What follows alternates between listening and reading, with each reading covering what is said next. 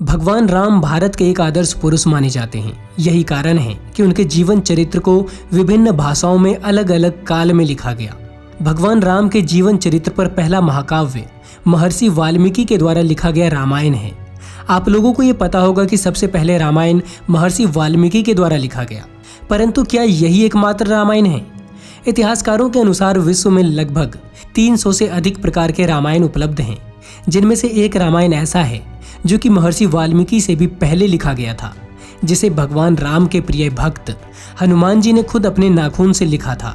लेकिन हनुमान जी ने खुद से लिखे इस रामायण को बगैर भगवान राम को दिखाए समुद्र में विसर्जित क्यों कर दिया? आखिर क्यों पवन पुत्र हनुमान ने खुद से लिखे इस रामायण को समुद्र में फेंक दिया?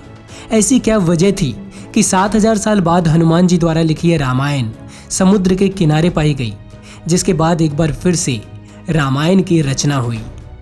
नमस्कार दोस्तों, स्वागत है आप सभी का हिंदू रिसर्च यूट्यूब चैनल में। वीडियो में आगे बढ़ने से पहले एक बार कमेंट बॉक्स में सच्चे दिल से जय बजरंगबली जरूर लिखिएगा। बात जब भी रामायण की आती है तो महर्षि वाल्मीकि का नाम अपने आप ही सबकी जुबान पर आ जाती है, क्योंकि हिंदू धर्म के अनुसार रामायण की रचना महर्षि वाल्मीकि ने की थी।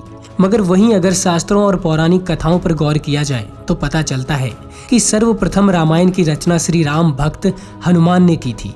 पौराणिक कथाओं में यह उल्लेख मिलता है कि सबसे पहले रामायण को हनुमान जी ने लिखा था, पर बाद में अपने ही हाथों से लिखित रामायण को उन्होंने समुद्र में फेंक दिया।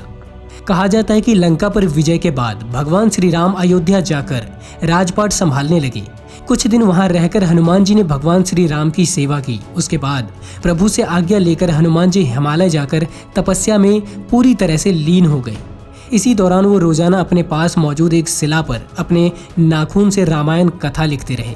कुछ सालों बाद हनुमान जी की तपस्या और रामायण कथा दोनों ही पूरी हो गई और दूसरी तरफ महर्षि वाल्मीकि भी रामायण लिख चुके थे। जब महर्षि वाल्मीकि की भी रामायण पूरी हो गई तो वो उस रामायण को अपने मन में लेकर भगवान शिव को समर्पित के लिए कैलाश धाम पहुंचे। वहां उन्होंने देखा कि हनुमान जी तो वहां पहले से ही मौजूद थे, जहां पर उन्होंने देखा कि एक शिला पर नाखून से रामायण उकेरी गई है, जिसे देखकर महर्षि वाल्मीकि काफी निराश हो गए। बजरंगबली ने उनसे मायूसी की वजह पूछी तो महर्षि ने कहा, मैंने बहुत ही कठिन परिश्रम से रामायण लिखी, लेकिन आपकी रामायण को देखकर ऐसा लगता है कि अब मेरी रामायण को कोई महत्व नहीं मिलेगा। आपने वह सब लिख दिया है जिसके आगे मेरी रामायण कहीं भी नहीं टिक रही। महर्षि वाल्मीकि की आंखों में आंसू देखकर हनुमान जी ने कहा कि आप चिंता ना करें। इतना कहते हुए पवन पुत्र हनुमान एक कंधे पर महर्षि वाल्मीकि को बिठाए और दूसरे कंधे पर खुद की लिखी रामायण की शिला को उठाए और चल दिए हजारों मील दूर एक समुद्र के पास। समुद्र के ऊपर पहुंचकर हनुमान जी ने खुद से लिखी रामायण की शिला को बीच समुद्र में भगवान राम को याद करते हुए समर्पित कर दिया, जिसे देखकर महर्षि वाल्मीकि बोले, प्रभु ये आपने क्या किया? आपने खुद से लिखी रामायण को समुद्र में क्यों फेंक दिया? फिर हनुमान जी ने कहा, मेरी रामायण कलिष्ट संस्कृत में है, जिसे जल्दी कोई समझ नहीं सकता, पर आपकी रामायण सरल संस्कृत में है। ऐसी रामायण का क्या फायदा जिसे लोग समझ ना सकें, इसलिए आपकी रामायण का ज्यादा महत्व है। वहां पर जाकर हनुमान जी के रामायण को हनुमत रामायण का नाम मिला और महर्षि वाल्मीकि ने कहा कि राम भक्त आप धन्य हैं। आपकी महिमा के गुणगान के लिए मुझे एक और जन्म लेना होगा। मैं वचन देता हूँ कि कलयुग में मैं एक और रामायण लिखने के लिए जन्म लूंगा। वह रामायण आम लोगों की भाषा में होगी। माना जाता है कि कलयुग में रामचरित्र मानस लिखने वाले गोस्वामी तुलसीदास महर्षि वाल्मीकि का ही दूसरा जन्म था। कहा जाता है कि कालिदास के काल में एक पट्टिका समुद्र किनारे मिली तो उसे सार्वजनिक जगह पर रख दिया गया ताकि विद्यार्थी उस पर लिखी लिपि को समझ और पढ़ सकें। कहा जाता है कि कालिदास ने उसे समझ लिया था। वह जान गए थे कि यह पट्टिका हनुमान जी की लिखी हनुमत रामायण का ही अंश है, जो समुद्र के पानी के साथ बहते हुए उन तक पहुंची।